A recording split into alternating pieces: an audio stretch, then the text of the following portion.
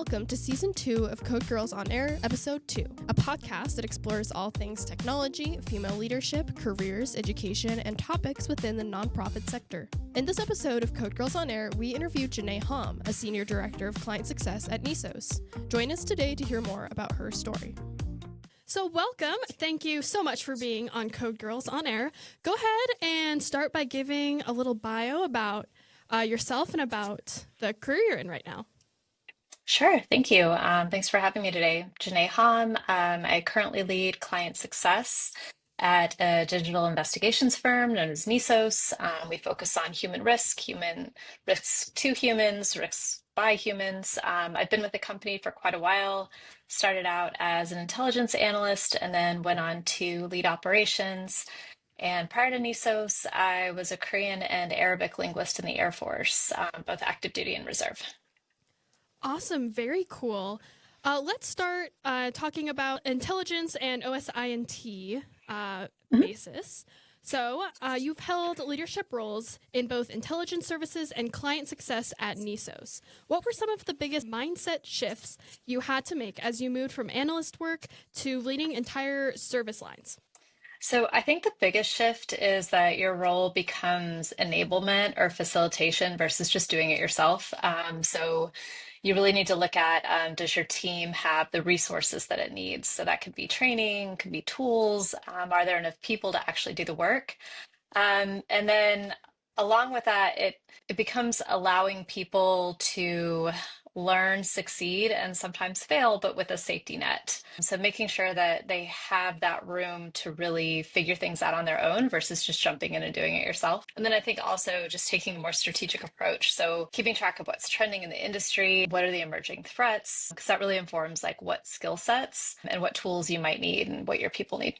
For sure. Those learning opportunities are essential in any industry, especially in tech. Open source intelligence, especially monitoring the dark web and social media, sounds both fascinating and intense. Can you walk us through what a day in the life looks like as you lead the OSINT monitoring and analysis team? Sure. I hate to say it depends, but often it really does depend on what project you're supporting. So, for example, if your focus is on protective intelligence, so looking for physical threats to people, to organizations, you're looking for those on the surface, deep, and dark web. That includes mainstream and alternative social media. You know, a lot of the time, this is just to start out, you're setting up very robust Boolean queries. So that's really the proactive angle. So you're looking, say you find a threat, is that threat credible?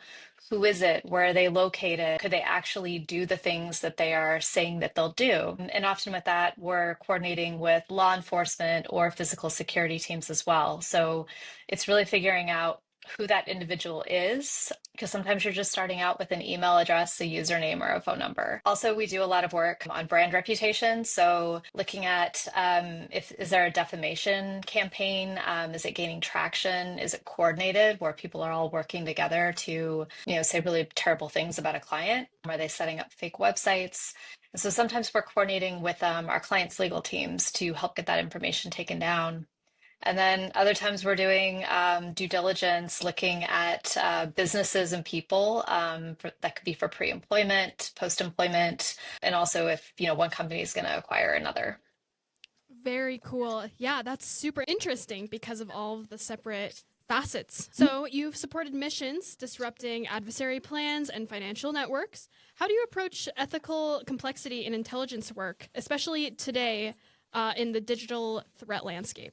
So I think the first thing is, you really want to ensure that the entities that you're investigating are legitimate or highly likely threats, for lack of better words, because you don't want to infringe on the privacy of law-abiding citizens.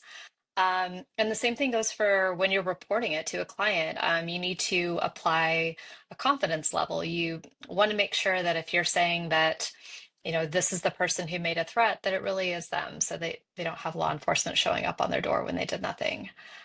Other times when you are maybe trying to obtain a malicious tool so that you can test it and really help your client mitigate harm that can be done, you want to make sure that you're not contributing to the problem or funding, sanctioned entities or bad people. And then I think finally you really need to understand that things that are illegal or not acceptable in the US may be legitimate businesses in other parts of the world. So Mhm. sometimes you can't take legal action, but what you can do is make things a lot more difficult for those e-criminals. Again, that goes with the mitigations, making it harder for them to actually commit fraud and make money off of their victims. For sure. That is really interesting, especially the idea that, yeah, sometimes in other countries, industries are perfectly legal, but in the Mhm. US, obviously we see it differently as illegal. Yeah. That's super interesting to me. So, moving into kind of new topic, talking about women in tech and cybersecurity. Cybersecurity and OSINT are still pretty male dominated fields as well as most of the tech industry right now. What has your experience been like as a woman navigating those spaces? And have you seen a culture shift throughout the years? So I've seen a huge cultural shift in just the last 5 years. So I actually looked today, and over 50% of the intelligence analysts at NISOS are women. And that also is half of the analyst leadership, over half of our client success directors. And I go to a lot of industry conferences, and there's an increasing number of women researchers. So it's amazing. And also, for a long time, we've had like women in security groups where, you can meet up periodically and just talk about the great work that you're doing and how you can get other people involved. So yeah, I would say it's been a huge shift recently, and I only see it growing. Yeah, that is super encouraging. And that's, I think, fantastic news just looking at the future of cybersecurity and the tech industry at large as well. So, what advice would you give to young women interested in intelligence or cybersecurity or digital threat analysis, but they're intimidated by the technical jargon or the secrecy of it all? So I'll be honest, technical jargon and secrecy, it's intimidating to everyone when they first encounter it, to include young men. So for my first non-government type investigation, I was brought on just as a Korean linguist. I was not brought on for any sort of cybersecurity expertise, but I was having to translate Korean cybersecurity blogs. So I could translate it into English, but then I had no idea whether or not those terms made sense in English. So I would reach out to friends who were cybersecurity experts, to include my husband, and say, I've Mhm. translated this, does it make sense? And it really, you just have to ask. It seems scary at first, but like if you look on LinkedIn, there are so many people who are providing tips and techniques for free. And these are the people to ask because they sincerely want to spread that knowledge and teach people. So, like some names that I think of off the top of my head, there's Sophia Santos, Rita Gill, Alex Lorenzo, Art Lozano, and then there is a free tool called Epios, and their founder and CEO, Sylvain, he's constantly sharing new tips. A lot of these people, they send out blogs, newsletters. So yeah, there's just a wealth of information and people just willing to help. Yeah, for sure. And I think it kind of plays to what we were talking about earlier about being able to take those risks and still have that security net and trying as many things as you can without having it be detrimental and having those mentors to guide you as well. Yeah, for sure. Yeah, so now you work in client success, helping clients defend against platform abuse and cyber attacks. How do you blend technical knowledge with relationship building in this role? So I feel very lucky that my background helps me to better understand our clients' Yeah, for challenges. sure. It definitely helps, I guess, kind of having that street cred too, but it helps me understand why they come to us and really what they expect to get out of working with us. And also, I'm not an expert on everything, but because of my background, I can quickly find an expert in those areas that are outside of my wheelhouse and get them in front of the client as soon as possible.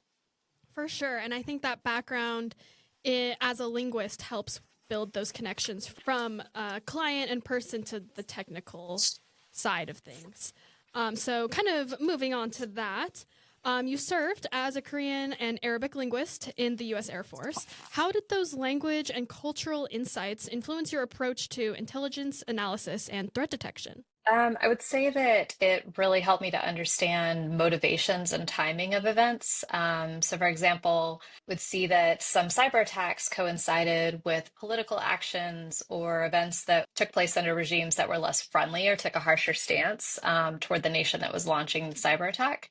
And then things would calm down when there was like a friendlier regime. It also really helped me understand when looking at financial activity, what is business as usual in certain parts of the world and what is not. So it really helps in finding that needle in a haystack amongst a lot of legitimate business transactions.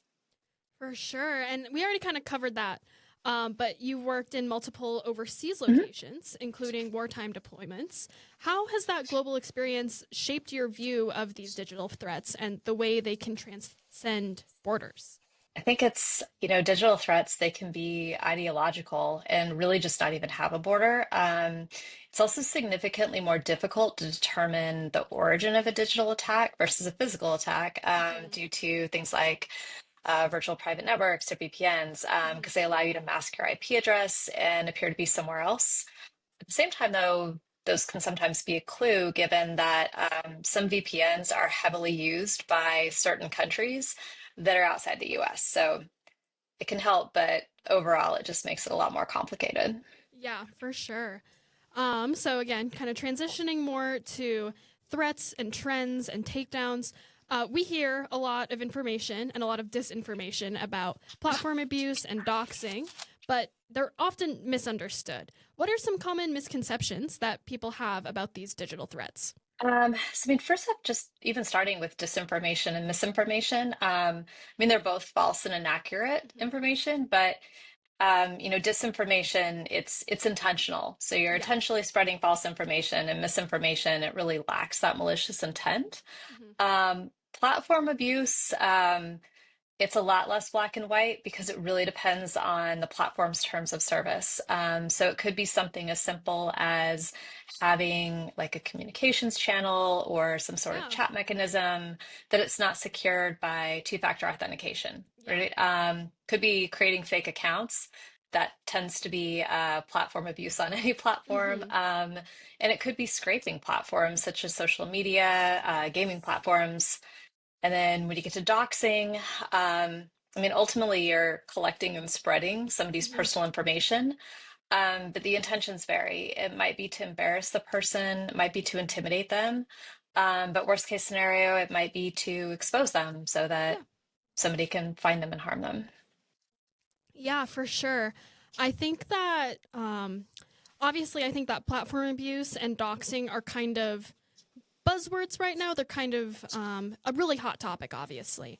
And I think that understanding the limits of the terms of service and where those things kind of blur, especially, yeah, with like different like chat protocols, and how on certain platforms it's more difficult than others to like Mhm. report like messages in a chat for being abusive or again against those terms of service because um, a lot of those chats, I believe, are like end to end encrypted or at least Yeah. encrypted in transit. So, yeah, I think that it's very kind of in vogue right now to talk about that. And it's super interesting getting your input Um, on that. When it comes to identifying and taking down personally identifiable information online, what are the most urgent challenges and where do you see the most hope for change? The most urgent are the ones that reveal a person's pattern of life. And it's really hard because we love to share information on social media. We love to leave reviews for businesses that we love, right? So for social media, it can help by at least limiting the visibility to your connections. So not having your account be completely public facing. So make sure it's your connections, your followers, and also, consider limiting some information to only close friends. If you're on vacation, post those photos once you're home. Um, make sure that people can't tag you without reviewing it, and you can limit what information other people can share too. It's like, not everyone is a target, but there's also the growing threat of deepfakes that we hear about all the Mhm. time, and that's used for all sorts of nefarious purposes. So, fraudsters might use your photos to create imposter accounts, and they may reach out to your family and relatives asking for money. Yeah. So there's just so many nefarious uses for your info. But what I see for the biggest, I guess, biggest hope is that really education on these risks. It's not great that all of these things are happening, but there's also a growing awareness because the Mhm. problem has become so large. So, for better or worse, I think people are beginning to take it seriously. So that's both good and bad. When talking about the digital literacy side of all of these things, a lot of the time it's the idea of what you put out on the internet is obviously forever. So you have to consider what you want to be known about you. For example, me and another guest talked about this when people are like getting their driver's license or getting their permits for the first time. It's very popular to post your brand new driver's license, and that Yeah. is obviously insane. And don't be doing that. What advice just for that digital literacy side of things would you give to any young person, or it could be the opposite, any older person? I think a lot of times it's just pausing and thinking before you take the picture and then before you post it. That and I hate to it sounds so bleak to say what is the worst thing that could happen, Yeah. but that's kind of where we're at this point. Just thinking that how could this be used for harm? Is this completely benign? Cool, I can post it. But yeah, I think it's just taking a moment to really think about it. Yeah. Yeah, for sure. I think that, like you said, the awareness is definitely going up because it's a really big thing in the news right now, and everyone is just kind of increasingly scared about those things. And I think that just taking that extra second and processing what you're going to take a photo of, what you're going to upload, what you're going to post is really, really important. So kind of again to transition, you're also a fitness coach in your spare time, which is such a cool contrast from your tech work. How has movement and wellness helped you navigate these high stakes and high stress environments? I think that, if I'm consistently challenging myself physically, it is also mentally though, because I mean, it's I agree. knowing that I can lift a certain weight or run a certain distance. I think it helps me know that any sort of stress or strain, that it's temporary, and that can really help by knowing that, I can find an answer to a really difficult problem or survive a very stressful day or week. And hopefully that coaching as well instills For that sure. same resiliency in other people. Yeah, I think a lot of like fitness things and sports things we talk about, like being mentally disciplined as well as physically, and also just having that mental toughness and mental resilience. And those are things that are very beneficial beyond obviously the scope of just sports or just fitness, because those ultimately play into your entire life. You're always being challenged in different ways, and you always have to find a way to stay disciplined and stay motivated through that because again, motivation, Yes. just innate, will definitely come and go. So from there, you have to learn how to be disciplined in work, in sports, in school, in anything. So that I think is so cool, that balance. So, It's I should say it's also sometimes it's the quietest part of your day. yeah, It's a nice separation. for sure. Yeah, so looking back on the arc of your career from military linguist to intelligence analyst to a team leader, what are you most proud of and what is still on your horizon? What I'm most proud of is definitely the connections I've made along the way. I'm still in contact with so many people that I've worked with, people that I've worked for. You know, I'm going actually to a couple of military retirements in the next week and a half. I've also made a lot of friends at the conferences that I attend. So, we frequently help each other out when we're stuck in investigations or just bounce ideas off each other. As far as what's next, so I create and host capture the flag events Hmm. for conferences. Definitely want to continue doing that. I think it's just a fun way for people to learn. And then maybe continue doing research and actually present some research at a Yeah, upcoming conference.